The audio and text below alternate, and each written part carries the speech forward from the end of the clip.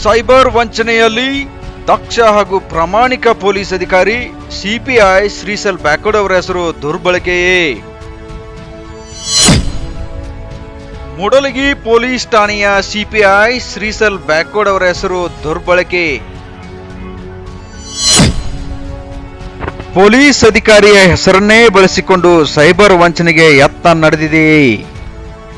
CPI ಶ್ರೀಸೆಲ್ backward ಅವರ ಹೆಸರಿನಲ್ಲಿ ನಕಲಿ ಫೇಸ್ಬುಕ್ ಖಾತೆ. ಇದಕ್ಕೆ ಸಿಪಿಐ ರವರ ಉತ್ತರ ಏನು? ಪೊಲೀಸ್ ಅಧಿಕಾರಿಯ ಹೆಸರನ್ನೇ ಬಳಸಿಕೊಂಡು ಜನರನ್ನು ನಂಬಿಸುವ ಪ್ರಯತ್ನ ಮಾಡಿದ್ರ ವಂಚಕರು. ಅಷ್ಟಕ್ಕೂ ನಕಲಿ ಖರೆ ಮೆಸೇಜ್ಗಳ ಹಿಂದೆ ಯಾರಿದ್ದಾರೆ? ಸೈಬರ್ ವಂಚಕರ ಜಾಲದ ಹಿಂದೆ ದೊಡ್ಡ ನೆಟ್ವರ್ಕ್ ಇದೆಯಾ? ಪೊಲೀಸ್ ಅಧಿಕಾರಿಯ ಹೆಸರನ್ನೇ ದುರ್ಬಳಕೆ ಮಾಡಿದವರು ಯಾರು? ಹಾಗಾದ್ರೆ ಜನಸಾಮಾನ್ಯರ ಪರಿಸ್ಥಿತಿ ಏನು? ಸೈಬರ್ ವಂಚನೆಗೆ ಬಳಸಿದ ಮೊಬೈಲ್ ನಂಬರ್, ಬ್ಯಾಂಕ್ ಖಾತೆಗಳನ್ನ ಪತ್ತೆ ಹಚ್ಚುವಲ್ಲಿ ಯಶಸ್ವಿ ಆಗ್ತಾರ ಸಿಪಿಐ?